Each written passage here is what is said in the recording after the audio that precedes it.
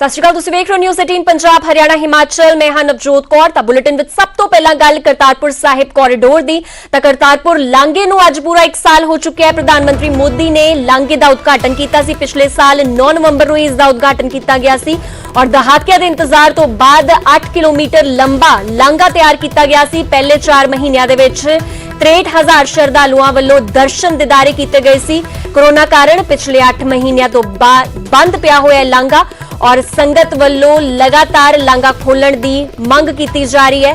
3 नवंबर नूं प्रकाश पुरब दे मौके फिर तो लांघा खोलण दी मंग कर रही ने सिख संगतां। तो तुहानूं दस दईए कि 1 साल पूरा हो चुका है करतारपुर साहिब कॉरीडोर नूं। बीती 9 नवंबर नूं ही पिछले साल करतारपुर साहिब कॉरीडोर दा इनॉग्रेशन किया गया सी, इसका आगाज किया गया सी और पहले 4 महीनों दे विच 63,000 श्रद्धालुओं वालों दर्शन किए गए सन। तुहानूं दस दें कि करतारपुर साहिब दा इतिहास श्री गुरु नानक देव जी अपने जो उन्हां दे आखिरी कुछ साल सीगे उन्होंने करतारपुर साहिब विखे गुजारे सन, उत्थे खेती करते सन और अपने आखिरी साल उन्होंने उत्थे बतीत किए ने, जिस दे नाल सिख संगतां दीआं जो भावनावां ने बेहद इस गुरुद्वारा साहिब दे नाल जुड़ियां होईयां ने और काफी दहाकियां तो मंग की जा रही सी कि खुले दर्शन दीदारे करवाए जाण। पर हुण तुहानूं दस दें कि कोरोना वायरस के काल दे विच 8 महीने हो चुके ने लगातार और 8 महीनों तो यह लांघा बंद पिया है और हुण सिख श्रद्धालु जो ने उन्हां वल्लों यह मंग की जा रही है कि श्री गुरु नानक देव जी के प्रकाश पुरब मौके एक बार फिर तो लांघा खोलिया जा सके। तो तुहानूं दस दईए कि इसलिए सीएम कैप्टन अमरिंदर सिंह नूं भी करतारपुर कॉरीडोर ते दोबारा खुलण दा इंतजार है। कॉरीडोर दा 1 साल पूरा होने ते सीएम कैप्टन अमरिंदर सिंह ने ट्वीट किया। वो लिखते ने अपने ट्वीट दे विच कि करतारपुर साहिब कॉरीडोर दे उद्घाटन दी पहली वरेगंढ ते सारे श्रद्धालुओं नूं वधाई। वाहिगुरू जी पंजाब नूं शांति खुशहाली ते स्थिरता दे नाल आशीर्वाद दिंदे रहण। मैं मुड़ तो कॉरीडोर दे खुलण दा इंतजार कर रहा हां ताकि असीं इतिहासिक गुरु घर दे खुले दर्शन दीदारे कर सकीए।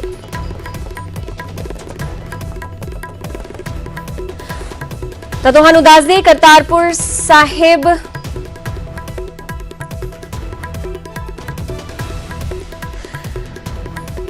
करतारपुर साहिब लांघे नूं पूरा 1 साल हो चुका है और 1 साल तो बाद हुण 8 महीने अजिहे हो चुके हैं जिस दे विच करतारपुर साहिब दा लांघा बंद पिया है और सिख संगतां जो ने फिर तो इस उड़ीक दे विच ने कि खोलिया जा सके कॉरीडोर। फिलहाल इस मामले ते साडे नाल गलबात लई जुड़ चुके ने लौंगोवाल साडे नाल जुड़ चुके ने एसजीपीसी प्रधान गोबिंद सिंह लौंगोवाल साडे नाल फोन लाइन ते जुड़े हुए ने। बहुत बहुत स्वागत तुहाडा लौंगोवाल जी। तुहाडे तो यही सवाल करना चाहूंगी कि पहला ते की कुछ सिख संगतां दे विच इस वेले की रोस है कि लांघा नहीं खोल पा रहे, आखिर कित्थे दिक्कत आ रही है, अड़िक्का कित्थे बन रहा है?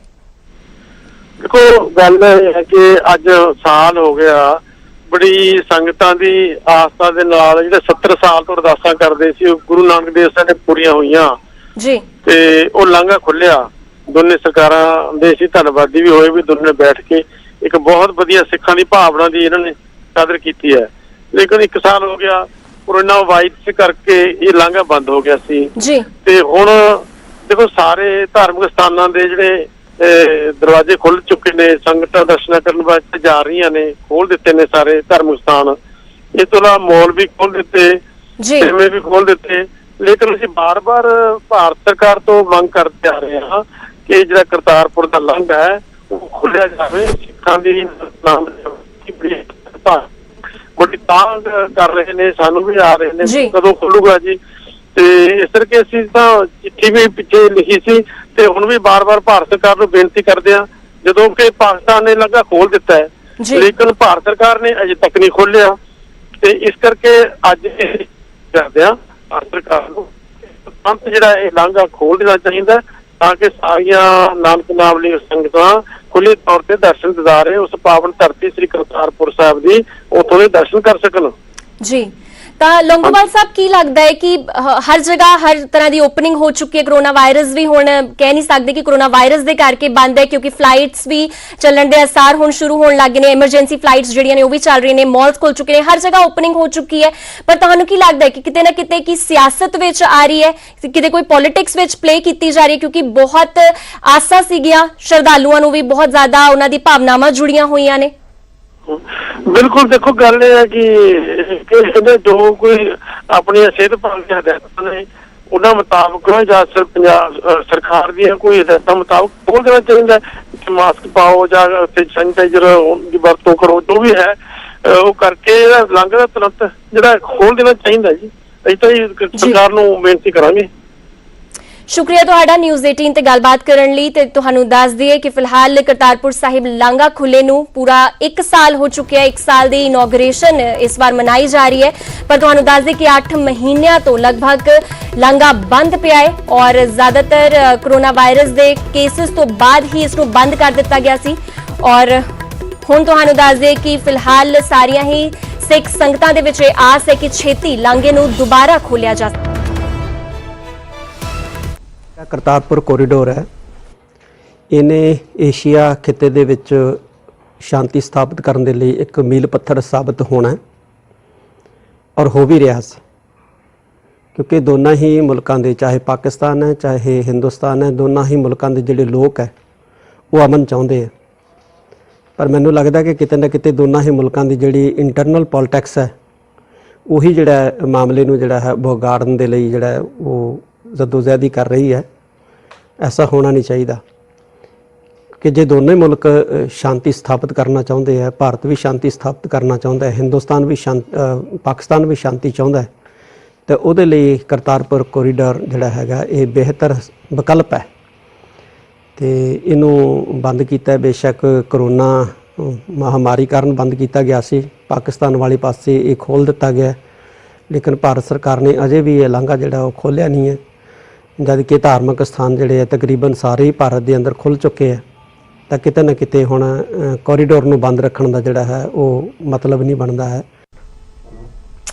ਤਾਂ ਦੀਵਾਲੀ ਦਾ ਤਿਉਹਾਰ ਆਉਣ ਵਾਲਾ ਹੈ, ਤਾਂ ਇਸ ਦੇ ਮੱਦੇਨਜ਼ਰ ਪਟਾਕਿਆਂ ਤੇ ਕਈ ਸੂਬਿਆਂ ਨੇ ਬੈਨ ਲਗਾ ਦਿੱਤਾ ਹੈ। ਪ੍ਰਦੂਸ਼ਣ ਔਰ ਕੋਰੋਨਾ ਵਾਇਰਸ ਦੇ ਕਰਕੇ ਬੈਨ ਲਗਾਇਆ ਗਿਆ, ਪਰ ਪੰਜਾਬ ਦੇ ਵਿੱਚ ਅਜੇ ਪਟਾਕਿਆਂ ਤੇ ਪੂਰੀ ਤਰ੍ਹਾਂ ਪਾਬੰਦੀ ਨਹੀਂ ਲਗਾਈ ਗਈ। 에ਅਰ ਕੁਆਲਿਟੀ ਦੇ ਹਿਸਾਬ ਦੇ ਨਾਲ ਪਾਬੰਦੀ ਤੈਅ ਕੀਤੀ ਜਾਵੇਗੀ। ਪਟਾਕਿਆਂ ਦੀ ਵਿਕਰੀ ਅਤੇ ਇਸਤੇਮਾਲ ਤੇ ਐਨਜੀਟੀ ਦਾ ਫੈਸਲਾ ਸਾਹਮਣੇ ਆਇਆ ਹੈ। ਜਿਸ ਸ਼ਹਿਰ ਦੇ ਵਿੱਚ 에ਅਰ ਕੁਆਲਿਟੀ ਖਰਾਬ ਹੋਵੇਗੀ ਉੱਥੇ ਬੈਨ ਹੋਵੇਗਾ, ਔਰ ਜਿਸ ਸ਼ਹਿਰ ਦੇ ਵਿੱਚ 에ਅਰ ਕੁਆਲਿਟੀ ਠੀਕ ਹੋਵੇਗੀ ਉੱਥੇ ਇਜਾਜ਼ਤ ਦਿੱਤੀ ਜਾਵੇਗੀ। ਔਰ ਮੋਡਰੇਟ 에ਅਰ ਕੁਆਲਿਟੀ ਵਾਲੇ ਸ਼ਹਿਰਾਂ ਦੇ ਵਿੱਚ ਗ੍ਰੀਨ ਪਟਾਕਿਆਂ ਦੀ ਛੋਟ ਵੀ ਦਿੱਤੀ ਜਾ ਸਕਦੀ ਹੈ। ਤੁਹਾਨੂੰ ਦੱਸ ਦਈਏ ਕਿ ਪੰਜਾਬ ਦੇ ਵਿੱਚ ਫਿਲਹਾਲ ਪੂਰਨ ਤੌਰ ਤੇ ਪਾਬੰਦੀ ਨਹੀਂ ਹੈ ਪਟਾਕਿਆਂ ਤੇ। 에ਅਰ ਕੁਆਲਿਟੀ ਨੂੰ ਦੇਖਦਿਆਂ ਹੋਇਆਂ ਹੀ ਪਟਾਕੇ ਚਲਾਉਣ ਦੀ ਇਜਾਜ਼ਤ ਦਿੱਤੀ ਜਾਵੇਗੀ। ਜੇਕਰ ਮੋਡਰੇਟ ਕੁਆਲਿਟੀ ਹੈ, 에ਅਰ ਕੁਆਲਿਟੀ ਹੈਗੀ ਹੈ, ਤਾਂ ਗ੍ਰੀਨ ਪਟਾਕੇ ਜਿਹੜੇ ਨੇ ਉਸ ਨੂੰ ਚਲਾਉਣ ਦੀ ਛੋਟ ਦਿੱਤੀ ਗਈ ਹੈ, ਔਰ ਜਿੱਥੇ 에ਅਰ ਕੁਆਲਿਟੀ ਬੇहद ਖਰਾਬ ਹੈ ਉੱਥੇ ਪਟਾਕੇ ਚਲਾਉਣ ਦੀ ਇਜਾਜ਼ਤ ਨਹੀਂ ਦਿੱਤੀ ਗਈ ਹੈ। ਇਸ ਦੇ ਨਾਲ ਹੀ ਤੁਹਾਨੂੰ ਦੱਸ ਦੇ ਕਿ ਦੀਵਾਲੀ ਔਰ ਗੁਰਪੁਰਬ ਦੇ ਮੌਕੇ ਤੇ ਵੀ 2 ਘੰਟੇ ਪਟਾਕੇ ਚਲਾਉਣ ਦੀ ਅਨੁਮਤੀ ਦਿੱਤੀ ਗਈ ਹੈ, ਔਰ ਰਾਤ 8 ਵਜੇ ਤੋਂ 10 ਵਜੇ ਤੱਕ ਪਟਾਕੇ ਚਲਾਉਣ ਦੀ ਇਜਾਜ਼ਤ ਦੇ ਦਿੱਤੀ गई है। फैसला सुनाया है उसके अंदर 9 नवंबर से जो कि आज है और 30 नवंबर तक पूरी तरीके से पटाखों को दिल्ली और एनसीआर में बैन कर दिया गया है। उसके अलावा जो हलफनामे फाइल किए थे हरियाणा और यूपी ने जो यू टर्न लिया था कि हम लोग बैन नहीं लगाएंगे पटाखों पे, तो उनके भी जो रीजन एनसीआर में आएंगे उन पे भी वही ऑर्डर लागू होगा। इसके अलावा जहाँ पर भी एयर क्वालिटी इंडेक्स बहुत ही पुअर है और सिवियर है वहाँ पर भी बैन लागू रहेगा। ਤਾਂ ਐਨਜੀਟੀ ਵੱਲੋਂ ਹੁਕਮ ਸੁਣਾ ਦਿੱਤੇ ਗਏ ਨੇ ਪਟਾਕਿਆਂ ਨੂੰ ਲੈ ਕੇ, ਔਰ ਸਾਫ਼ ਕਹਿ ਦਿੱਤਾ ਗਿਆ ਹੈ ਕਿ ਜਿੱਥੇ ਮੋਡਰੇਟ ਕੁਆਲਿਟੀ ਹੋਏਗੀ, ਪੰਜਾਬ ਦੀ ਗੱਲ ਕਰ ਰਹੇ ਹਾਂ, ਮੋਡਰੇਟ ਕੁਆਲਿਟੀ ਹੋਏਗੀ ਉੱਥੇ ਗ੍ਰੀਨ ਪਟਾਕੇ ਚਲਾ ਸਕਦੇ, ਪਰ ਜਿੱਥੇ 에ਅਰ ਕੁਆਲਿਟੀ ਬੇहद ਖਰਾਬ ਹੋਏਗੀ ਉੱਥੇ ਪਟਾਕੇ ਨਹੀਂ ਚੱਲ ਸਕਦੇ। ਉਧਰ ਪਟਾਕਿਆਂ ਨੂੰ ਲੈ ਕੇ ਹਰਿਆਣਾ ਸਰਕਾਰ ਨੇ ਵੀ ਹੁਕਮ ਜਾਰੀ ਕਰ ਦਿੱਤਾ ਹੈ। ਐਨਸੀਆਰ ਤੋਂ ਇਲਾਵਾ ਬਾਕੀ ਹਰਿਆਣਾ ਦੇ ਵਿੱਚ 2 ਘੰਟਿਆਂ ਦੀ ਛੋਟ ਦੇ ਦਿੱਤੀ ਗਈ ਹੈ। ਦੀਵਾਲੀ ਤੇ ਗੁਰਪੁਰਬ ਤੇ 2 ਘੰਟਿਆਂ ਦੀ ਇਜਾਜ਼ਤ ਦਿੱਤੀ ਗਈ ਹੈ। ਰਾਤ 8 ਤੋਂ 10 ਵਜੇ ਤੱਕ ਪਟਾਕੇ ਚਲਾਉਣ ਦੀ ਇਜਾਜ਼ਤ ਦੇ ਦਿੱਤੀ ਗਈ ਹੈ। ਨਵੇਂ ਸਾਲ ਤੇ ਕ੍ਰਿਸਮਸ ਤੇ 35 ਮਿੰਟ ਦੀ ਛੋਟ ਹੋਵੇਗੀ। ਰਾਤ 11:55 ਤੋਂ ਲੈ ਕੇ 12:30 ਵਜੇ ਤੱਕ ਪਟਾਕੇ ਚਲਾਉਣ ਦੀ ਛੋਟ ਦਿੱਤੀ ਗਈ ਹੈ। ਤੇ ਤੁਹਾਨੂੰ ਦੱਸ ਦਈਏ ਕਿ ਹਰਿਆਣਾ ਨੇ ਵੀ ਆਪਣੇ ਹੁਕਮ ਜਾਰੀ ਕਰ ਦਿੱਤੇ ਹੈ। ਹਰਿਆਣਾ ਸਰਕਾਰ ਨੇ ਐਨਸੀਆਰ ਤੋਂ ਇਲਾਵਾ ਹਰਿਆਣਾ ਦੇ ਵਿੱਚ ਸਿਰਫ 2 ਘੰਟਿਆਂ ਦੀ ਛੋਟ ਮਿਲੀ ਹੈ ਪਟਾਕੇ ਚਲਾਉਣ ਵਾਸਤੇ, ਔਰ ਦੀਵਾਲੀ ਤੇ ਗੁਰਪੁਰਬ ਤੇ 2 ਘੰਟਿਆਂ ਦੀ ਇਜਾਜ਼ਤ ਦਿੱਤੀ ਗਈ ਹੈ। ਰਾਤ 8 ਵਜੇ ਤੋਂ 10 ਵਜੇ ਤੱਕ ਪਟਾਕੇ ਚਲਾਉਣ ਦੀ ਇਜਾਜ਼ਤ ਦਿੱਤੀ ਗਈ ਹੈ, ਔਰ ਨਵੇਂ ਸਾਲ ਔਰ ਕ੍ਰਿਸਮਸ ਤੇ ਮਹਿਜ਼ 35 ਮਿੰਟ ਦੀ ਛੋਟ ਦਿੱਤੀ ਗਈ ਹੈ।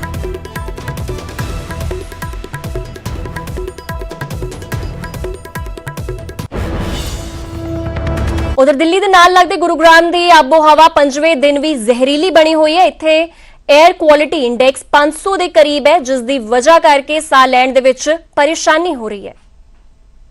लगातार 5वें दिन गुरुग्राम की आबो हवा जहरीली बनी हुई है। पिछले लगातार 5 दिन से गुरुग्राम का जो एयर क्वालिटी इंडेक्स है वो 500 के आसपास है, जो कि सामान्य से काफ़ी ज़्यादा है, जिसके चलते लोगों को ना सिर्फ सांस लेने में दिक्कत आ रही है बल्कि आँखें जो है उनमें भी जलन महसूस हो रही है। पिछले 5 दिन से लगातार अगर हम बात करें तो जो एयर क्वालिटी इंडेक्स है वो गुरुग्राम के अलग अलग इलाकों में 400 से और 500 के बीच में बना हुआ है।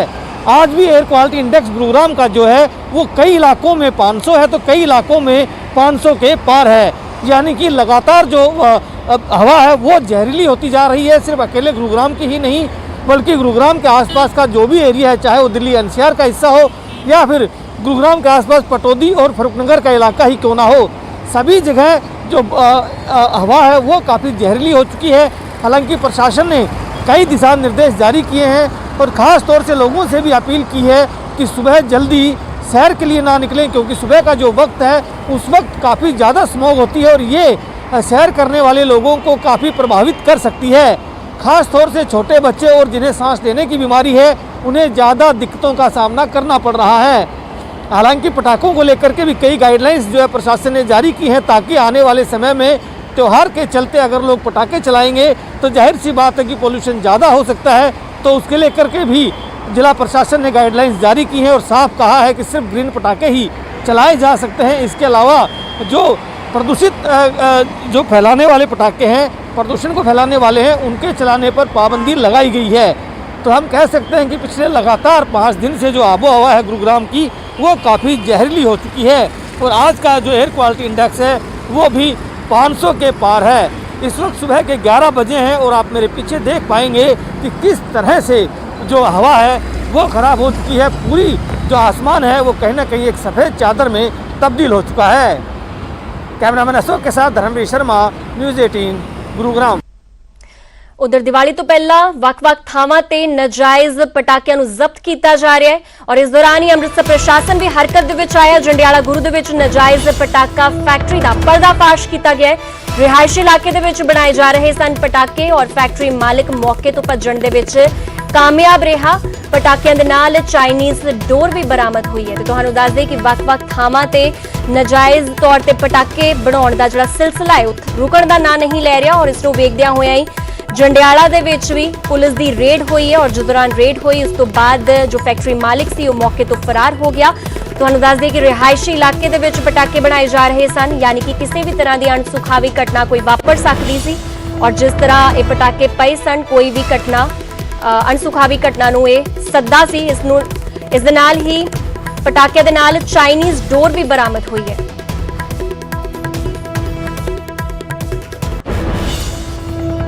ਤਾਂ ਇਸ ਵਿਚਾਲੇ ਖੰਨਾ ਦੇ ਵਿੱਚ ਨਾਜਾਇਜ਼ ਪਟਾਕਿਆਂ ਦਾ ਜ਼ਖੀਰਾ ਬਰਾਮਦ ਕੀਤਾ ਹੈ ਅਤੇ ਪਟਾਕੇ ਅਜਿਹੇ ਹਾਲਾਤ ਦੇ ਵਿੱਚ ਪਏ ਸਨ ਕਿ ਕਿਸੇ ਵੇਲੇ ਵੀ ਵੱਡਾ ਹਾਦਸਾ ਵਾਪਰ ਸਕਦਾ ਸੀ।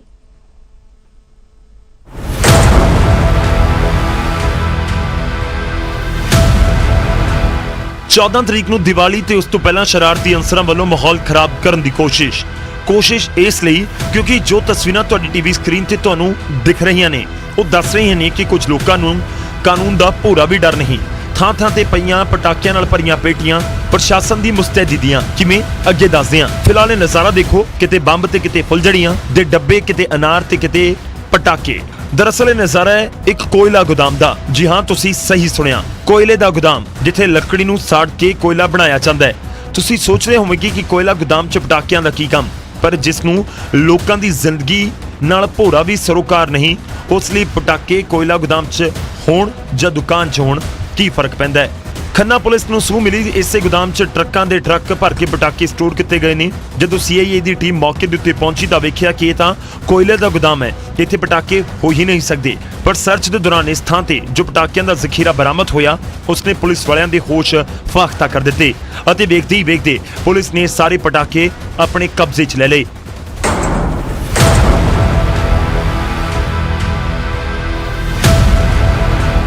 ਤੁਹਾਨੂੰ ਇਹ ਵੀ ਦੱਸ ਦਈਏ ਕਿ ਇਸ ਕੋਇਲੇ ਦੇ ਗੋਦਾਮ ਦੇ ਨੇੜੇ ਇੱਕ ਪੈਟਰੋਲ ਪੰਪ ਵੀ ਹੈ ਅਤੇ ਇਸੇ ਥਾਂ ਤੇ ਲੱਕੜੀ ਦੇ ਨਾਲ ਕੋਇਲਾ ਬਣਾਉਣ ਦਾ ਕੰਮ ਵੀ ਕੀਤਾ ਜਾਂਦਾ ਹੈ। ਯਾਨੀ ਪਟਾਕਿਆਂ ਤੱਕ ਸਿਰਫ ਇੱਕ ਚਿੰਗਾਰੀ ਪੂਰੇ ਇਲਾਕੇ ਦੇ ਲਈ ਕਾਲ ਦਾ ਸਬਬ ਬਣ ਸਕਦੀ ਸੀ, ਪਰ ਵਕਤ ਰਹਿੰਦੇ ਪੂਰਾ ਸਟਾਕ ਪੁਲਿਸ ਦੇ ਹੱਥੇ ਚੜ ਗਿਆ ਤੇ ਪੁਲਿਸ ਹੁਣ ਇਸ ਨੂੰ ਆਪਣੀ ਵੱਡੀ ਕਾਮਯਾਬੀ ਮੰਨ ਰਹੀ ਹੈ। ਸਾਨੂੰ ਇੱਕ ਸੀਕ੍ਰੀਟ ਇਨਫੋਰਮੇਸ਼ਨ ਮਿਲੀ ਬਾਹਲ ਪਿੰਡ ਮਾਜਰੀ ਵਿਖੇ ਗੋਦਾਮ ਵਿੱਚ ਜਿਹੜੇ ਹੈਗੇ ਬਿਨਾਂ ਲਾਇਸੈਂਸ ਬਿਨਾਂ ਉਤੋਂ ਔਰ ਬਿਨਾਂ ਸਿਕਿਉਰਿਟੀ ਪਰਪਸ ਤੋਂ ਲਗਾਏ ਬਗੈਰ ਪਟਾਕੇ ਸਟੋਰ ਕੀਤੇ ਹੋਏ ਆ, ਜਿਸ ਤੇ ਇਸ ਗੋਦਾਮ ਤੇ ਆ ਕੇ ਰੇਡ ਕੀਤਾ ਗਿਆ, ਜਿੱਥੇ ਕਿ ਕਾਫੀ ਸਾਰੇ ਮਾਤਰਾ ਵਿੱਚ ਜਿਹੜੇ ਹੈਗੇ ਆ ਪਟਾਕੇ ਮਿਲੇ ਆ।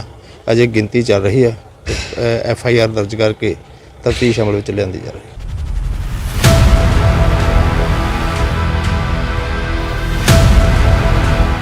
ਅਸੀਂ ਪਹਿਲਾਂ ਗੱਲ ਕੀਤੀ ਸੀ ਕਿ ਥਾਂ-ਥਾਂ ਪਈਆਂ ਪਟਾਕਿਆਂ ਦੇ ਨਾਲ ਭਰੀਆਂ ਪੇਟੀਆਂ ਗਵਾਹੀ ਦੇ ਰਹੀਆਂ ਨੇ ਪ੍ਰਸ਼ਾਸਨ ਦੀ ਮੁਸਤੈਦੀ ਦੀਆਂ। ਉਹ ਇਸ ਤਰ੍ਹਾਂ ਕਿ ਸਾਰੇ ਪਟਾਕੇ ਨਾ ਤਾਂ ਅਸਮਾਨ ਤੋਂ ਇੱਥੇ ਡਿੱਗੇ ਨੇ ਅਤੇ ਨਾ ਹੀ ਪਤਾਲ ਚੋਂ ਬਾਹਰ ਆਏ ਨੇ। ਇਹ ਆਇਆ ਹੈ ਕਿਸੇ ਨਾ ਕਿਸੇ ਰਸਤੇ ਰਾਹੀਂ। ਉਹਨਾਂ ਰਸਤਿਆਂ 'ਚ ਖੜੀ ਪੁਲਿਸ ਦਾ ਆਪਣਾ ਖੁਫੀਆ ਤੰਤਰ ਦੱਸਦਾ ਹੈ ਕਿ ਕਿਤੇ ਨਾ ਕਿਤੇ ਢਿੱਲ ਤਾਂ ਹੋਈ ਹੈ। ਖੰਨਾ ਤੋਂ ਗੁਰਦੀਪ ਸਿੰਘ, ਨਿਊਜ਼ 18 ਪੰਜਾਬ। ਹੁਣ ਅਗਲੀ ਖਬਰ ਪਰਾਲੀ ਦੇ ਨਾਲ ਜੁੜੀ ਹੋਈ ਹੈ ਤਾਂ ਪੰਜਾਬ ਦੇ ਵਿੱਚ ਪਰਾਲੀ ਸਾੜਨ ਦੀਆਂ ਘਟਨਾਵਾਂ ਅਜੇ ਵੀ ਸਾਹਮਣੇ ਆ ਰਹੀਆਂ ਨੇ। ਪੰਜਾਬ ਦੇ ਵਿੱਚ ਅਜੇ ਵੀ ਪਰਾਲੀ ਸਾੜੀ ਜਾ ਰਹੀ ਹੈ ਔਰ ਪਰਾਲੀ ਦੇ ਧੂਏ ਦੇ ਨਾਲ ਪ੍ਰਦੂਸ਼ਿਤ ਹੋ ਰਹੀ ਹੈ ਹਵਾ। ਲੁਧਿਆਣਾ ਦੇ ਵਿੱਚ ਸ਼ਰੇਆਮ ਪਰਾਲੀ ਸਾੜੀ ਜਾ ਰਹੀ ਹੈ ਔਰ ਮਾੜੀ ਕੁਆਲਿਟੀ ਦੀ ਕੈਟਾਗਰੀ ਦੇ ਵਿੱਚ ਆਉਂਦਾ ਹੈ ਲੁਧਿਆਣਾ। ਤੇ ਲੁਧਿਆਣਾ ਜਿਹਨੂੰ ਇੰਡਸਟਰੀਅਲ ਹੱਬ ਵੀ ਕਹਿੰਦੇ ਨੇ, ਬਹੁਤ ਸਾਰੀਆਂ ਇੱਥੇ ਇੰਡਸਟਰੀਜ਼ ਨੇ ਜਿਸ ਦਾ ਧੂਆਂ ਪਹਿਲਾਂ ਹੀ ਹਵਾ ਨੂੰ ਪ੍ਰਦੂਸ਼ਿਤ ਕਰਦਾ ਹੈ, ਤਾਂ ਮਾੜੀ ਕੁਆਲਿਟੀ ਦੀ ਕੈਟਾਗਰੀ ਦੇ ਵਿੱਚ ਤਾਂ ਲੁਧਿਆਣਾ ਆਉਂਦਾ ਹੀ ਹੈ। ਪਰ ਇੱਥੇ ਵੀ ਪਰਾਲੀ ਸਾੜੀ ਜਾ ਰਹੀ ਹੈ ਔਰ ਕਈ ਮਾਮਲੇ ਇੱਥੋਂ ਸਾਹਮਣੇ ਆ ਚੁੱਕੇ ਨੇ, ਯਾਨੀ ਕਿ ਪ੍ਰਸ਼ਾਸਨ ਵੱਲੋਂ ਸਖਤੀ ਹੈ ਪਰ ਉਸ ਤੋਂ ਬਾਅਦ ਵੀ ਕਿਸਾਨ ਲਗਾਤਾਰ ਪਰਾਲੀ ਸਾੜ ਰਹੇ ਨੇ। ਹਾਲਾਂਕਿ ਕਿਸਾਨ ਕਹਿੰਦੇ ਨੇ ਕਿ ਉਹਨਾਂ ਦੀ ਮਜਬੂਰੀ ਹੈ, ਕੋਈ ਆਲਟਰਨੇਟਿਵ ਨਹੀਂ ਹੈ, ਪਰ ਇਸ ਦੇ ਲਈ ਇਸ ਚੀਜ਼ ਨੂੰ ਲੈ ਕੇ ਵੀ ਸੰਜੀਦਾ ਹੋਣ ਦੀ ਜ਼ਰੂਰਤ ਹੈ ਕਿਉਂਕਿ ਲੁਧਿਆਣਾ ਪਹਿਲਾਂ ਹੀ ਮਾੜੀ ਕੁਆਲਿਟੀ ਦੀ ਕੈਟਾਗਰੀ 'ਚ ਆਉਂਦਾ, ਯਾਨੀ ਕਿ ਇੱਥੋਂ ਦੀ ਆਬੋ ਹਵਾ ਜਿਹੜੀ ਹੈ ਉਹ ਪਹਿਲਾਂ ਤੋਂ ਹੀ ਬਹੁਤ ਜ਼ਿਆਦਾ ਪ੍ਰਦੂਸ਼ਿਤ ਹੈ। ਤਾਂ ਲੁਧਿਆਣਾ ਦੇ ਵਿੱਚ ਹਜੇ ਤੱਕ ਸ਼ਰੇਆਮ ਪਰਾਲੀ ਸਾੜੀ ਜਾ ਰਹੀ ਹੈ ਔਰ ਤਸਵੀਰਾਂ ਵੀ ਤੁਸੀਂ ਦੇਖ ਸਕਦੇ ਹੋ। ਇਹ ਤਾਜ਼ਾ ਤਸਵੀਰਾਂ ਲੁਧਿਆਣਾ ਦੀਆਂ ਨੇ ਜਿੱਥੇ ਕਿ ਕਿਸਾਨਾਂ ਵੱਲੋਂ ਪਰਾਲੀ ਨੂੰ ਸ਼ਰੇਆਮ ਅੱਗ ਲਗਾਈ ਜਾ ਰਹੀ ਹੈ।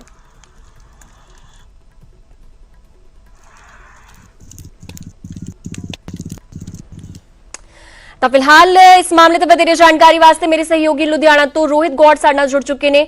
ਰੋਹਿਤ, ਪ੍ਰਸ਼ਾਸਨ ਦਾ ਪੂਰਾ ਸਖਤ ਇਖਤਿਆਰ ਉਹਨਾਂ ਨੇ ਰੁਕ ਵਰਤਿਆ ਹੋਇਆ ਹੈ ਜੋ ਪਰਾਲੀ ਸਾੜਦੇ ਨੇ ਜੋ ਲੋਕ, ਪਰ ਹਜੇ ਵੀ ਲੁਧਿਆਣਾ ਦੇ ਵਿੱਚ ਇੰਡਸਟਰੀਅਲ ਹੱਬ ਹੈ ਲੁਧਿਆਣਾ, ਪ੍ਰਦੂਸ਼ਿਤ ਹੈ ਪਹਿਲਾਂ ਤੋਂ ਹੀ ਹਵਾ, ਪਰ ਹਜੇ ਵੀ ਮਾਮਲੇ ਪਰਾਲੀ ਸਾੜਨ ਦੇ ਥੰਮ ਨਹੀਂ ਰਹੇ।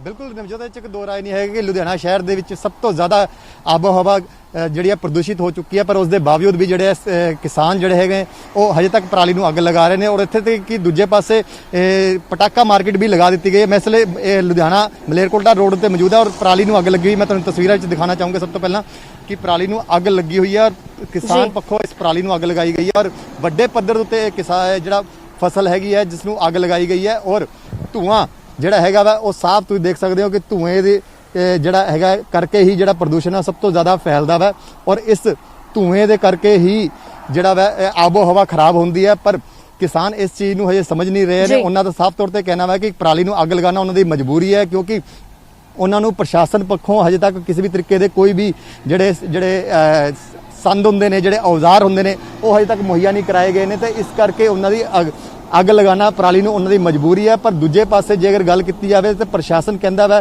ਕਿ ਇਸ ਚੀਜ਼ ਨੂੰ ਲੈ ਕੇ ਅਸੀਂ ਜਿਹੜੀ ਹੈ ਕਾਰਵਾਈ ਕਰ ਰਹੇ ਹਾਂ, ਪਰ ਜੇਕਰ ਕਾਰਵਾਈ ਕਰ ਰਹੇ ਤੇ ਇਹ ਤਸਵੀਰਾਂ ਸਾਫ਼ ਬਿਆਨ ਕਰਦੀਆਂ ਨੇ ਕਿ ਪ੍ਰਸ਼ਾਸਨ ਕਿਸ ਤਰੀਕੇ ਦੀ ਕਾਰਵਾਈ ਕਰਦਾ ਹੈ ਨਜ਼ਰ ਆ ਰਿਹਾ ਵਾ ਕਿਉਂਕਿ ਪ੍ਰਸ਼ਾਸਨ ਪੱਖੋਂ ਜੇਕਰ ਕਾਰਵਾਈ ਕੀਤੀ ਜਾਂਦੀ ਤਾਂ ਇਸ ਪਰਾਲੀ ਨੂੰ ਅੱਗ ਨਾ ਲੱਗਦੀ, ਇੱਥੇ ਤਸਵੀਰਾਂ ਨਾ ਨਜ਼ਰ ਆਉਂਦੀਆਂ ਤੇ ਇਸ ਕਰਕੇ ਕਿਤੇ ਨਾ ਕਿਤੇ ਹੁਣ ਇਸ ਚੀਜ਼ ਨੂੰ ਸਮਝਣ ਦੀ ਜ਼ਰੂਰਤ ਹੈਗੀ ਹੈ ਕਿ ਪ੍ਰਸ਼ਾਸਨ ਪੱਖੋਂ ਕਿ ਕਾਰਵਾਈ ਕਿਸ ਤਰੀਕੇ ਨਾਲ ਕੀਤੀ ਜਾ ਰਹੀ ਹੈ ਔਰ ਦੂਜੇ ਪੱਖੋਂ ਕਿ ਕਿਸਾਨਾਂ ਨੂੰ ਵੀ ਇਸ ਚੀਜ਼ ਨੂੰ ਸਮਝਣਾ ਪਊਗਾ ਕਿ ਇਸ ਪਰਾਲੀ ਦੇ ਨਾਲ ਜਿੱਥੇ ਆਬੋ ਹਵਾ ਖਰਾਬ ਹੋ ਰਹੀ ਹੈ ਉੱਥੇ ਹੀ ਉਹਨਾਂ ਦੇ ਆਪਣੇ ਘਰ ਦੇ ਵੀ ਇਸ ਆਬੋ ਹਵਾ ਦੇ ਗੇਟ ਦੇ ਵਿੱਚ ਆਉਂਦੇ ਨੇ ਔਰ ਪ੍ਰਸ਼ਾਸਨਿਕ ਅਧਿਕਾਰੀਆਂ ਪੱਖੋਂ ਵੀ ਕਿਹਾ ਜਾ ਰਿਹਾ ਹੈ ਔਰ ਪਟਾਕਾ ਜਿਹੜੀ ਮਾਰਕੀਟ ਆ ਉਹ ਵੀ ਲਗਾ ਦਿੱਤੀ ਗਈ ਹੈ ਜਦਕਿ ਪਟਾਕਿਆਂ ਨੂੰ ਬੈਨ ਕਰਨ ਦੀ ਗੱਲ ਕੀਤੀ ਜਾ ਰਹੀ ਸੀ ਪਰ ਲੁਧਿਆਣਾ ਸ਼ਹਿਰ ਦੇ ਵਿੱਚ ਪਟਾਕਾ ਮਾਰਕੀਟ ਵੀ ਲਗਾ ਦਿੱਤੀ ਔਰ ਵੱਡੇ ਪੱਧਰ ਤੇ ਪਟਾਕੇ ਜਿਹੜੇ ਆ ਵੇਚੇ ਵੀ ਜਾ ਰਹੇ ਨੇ ਤੇ ਇੱਥੋਂ ਤੁਸੀਂ ਅੰਦਾਜ਼ਾ ਲਾ ਸਕਦੇ ਹੋ ਕਿ ਆਉਣ ਵਾਲੇ ਟਾਈਮ ਦੇ ਵਿੱਚ ਜਿਹੜੀ ਆਬੋ ਹਵਾ ਹੈਗੀ ਹੈ ਉਹ ਹੋਰ ਪ੍ਰਦੂਸ਼ਿਤ ਹੋ ਸਕਦੀ ਹੈ। ਨਵਜੋਤ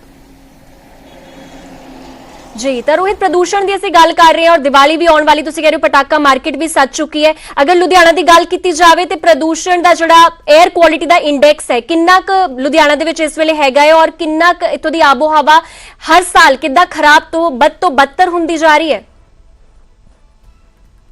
ਜੀ ਬਿਲਕੁਲ ਇਹ 'ਚ ਕੋਈ ਦੋ ਰਾਏ ਨਹੀਂ ਹੈਗੀ ਕਿ ਲੁਧਿਆਣਾ ਸ਼ਹਿਰ ਦੀ ਜਿਹੜੀ 에ਅਰ ਹਵਾ ਹੈਗੀ ਉਹ ਸਭ ਤੋਂ ਜ਼ਿਆਦਾ ਖਰਾਬ ਹੋ ਰਹੀ ਹੈ। ਔਰ ਇਸ ਵੇਲੇ ਹੁਣ ਜਿਹੜਾ ਪਟਾਕਾ ਮਾਰਕੀਟ ਜਿਹੜੀ ਲਗਾਈ ਗਈ ਹੈ ਉਹ ਕਿਤੇ ਨਾ ਕਿਤੇ ਦੀਵਾਲੀ ਦੇ ਵਿੱਚ ਸਭ ਤੋਂ ਜ਼ਿਆਦਾ ਪ੍ਰਦੂਸ਼ਣ ਫੈਲਾਉਣ ਵਾਲੀ ਹੈਗੀ ਹੈ। ਔਰ ਪ੍ਰਸ਼ਾਸਨਿਕ ਅਧਿਕਾਰੀਆਂ ਪੱਖੋਂ ਬੇਸ਼ੱਕ ਕਿਹਾ ਜਾ ਰਿਹਾ ਹੈ ਕਿ ਪਟਾਕੇ ਜਿਹੜੇ ਆ ਉਹ ਨਹੀਂ ਵੇਚੇ ਜਾਣਗੇ, ਪਰ ਪਟਾਕਾ ਮਾਰਕੀਟ ਨੂੰ ਅਲਾਟ ਕਰਨਾ ਹੀ ਆਪਣੇ ਆਪ 'ਚ ਪ੍ਰਸ਼ਾਸਨਿਕ ਅਧਿਕਾਰੀਆਂ ਉੱਤੇ ਸਵਾਲ ਖੜੇ ਕਰਦਾ ਵਾ। ਔਰ ਵੱਡੇ ਪੱਧਰ ਤੇ ਜਿਹੜੀ ਹੈਗੀ ਆ ਉਹ 에ਅਰ ਕੁਆਲਿਟੀ ਖਰਾਬ ਹੋ ਰਹੀ ਹੈ। ਜੇ ਅਗਰ ਅਸੀਂ ਅੰਦਾਜ਼ਨ ਗੱਲ ਕਰੀਏ ਤਾਂ 350 ਤੋਂ 450 ਦੇ ਕਰੀਬ ਜਿਹੜੀ 에ਅਰ ਕੁਆਲਿਟੀ ਹੈ ਇਸ ਲਈ ਪ੍ਰਦੂਸ਼ਿਤ ਹੋ ਚੁੱਕੀ ਹੈ। ਤਾਂ ਤੁਸੀਂ ਅੰਦਾਜ਼ਾ ਲਗਾ ਸਕਦੇ ਹੋ ਕਿ ਆਉਣ ਵਾਲੇ ਟਾਈਮ ਦੇ ਵਿੱਚ ਜਦੋਂ ਦੀਵਾਲੀ ਦਾ ਤਿਉਹਾਰ ਮਨਾਇਆ ਜਾਊਗਾ ਤਾਂ ਉਸ ਦੌਰਾਨ ਕਿੰਨਾ ਪ੍ਰਦੂਸ਼ਣ ਹੋਰ ਫੈਲ ਸਕਦਾ ਔਰ ਲੋਕਾਂ ਨੂੰ ਜਿਹੜੇ ਦਮੇ ਦੇ ਮਰੀਜ਼ ਹੈਗੇ ਨੇ ਉਹਨਾਂ ਨੂੰ ਸਭ ਤੋਂ ਜ਼ਿਆਦਾ ਇਸ ਚੀਜ਼ ਦਾ ਦਿੱਕਤ ਦਾ ਸਾਹਮਣਾ ਕਰਨਾ ਪਊਗਾ। ਔਰ ਕੋਰੋਨਾ ਮਹਾਮਾਰੀ ਦੇ ਚੱਲਦੇ ਹੋਏ ਜਿਹੜੇ ਜਾਣਕਾਰ ਹੈਗੇ ਨੇ ਉਹਨਾਂ ਦਾ ਸਾਫ਼ ਤੌਰ ਤੇ ਕਹਿਣਾ ਹੈ ਕਿ ਇਸ ਪ੍ਰਦੂਸ਼ਣ ਦੇ ਨਾਲ ਜਿਹੜਾ ਕੋਰੋਨਾ ਮਹਾਮਾਰੀ ਹੈ ਉਹ ਵੀ ਫੈਲ ਸਕਦੀ ਹੈ।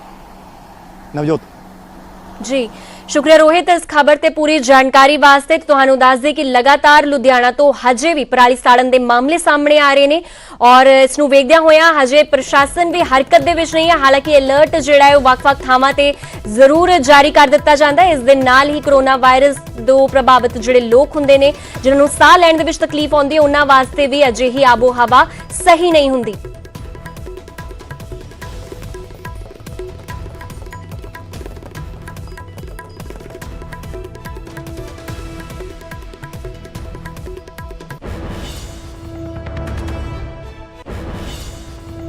फिलहाल विला एक छोटे ਜਿਹੇ कमर्शियल ब्रेक ਦਾ ਅੱਗੇ ਵੀ ਖਬਰਾਂ ਦਾ ਸਿਲਸਿਲਾ ਨਿਊਜ਼ 18 ਤੇ ਲਗਾਤਾਰ ਜਾਰੀ ਹੈ।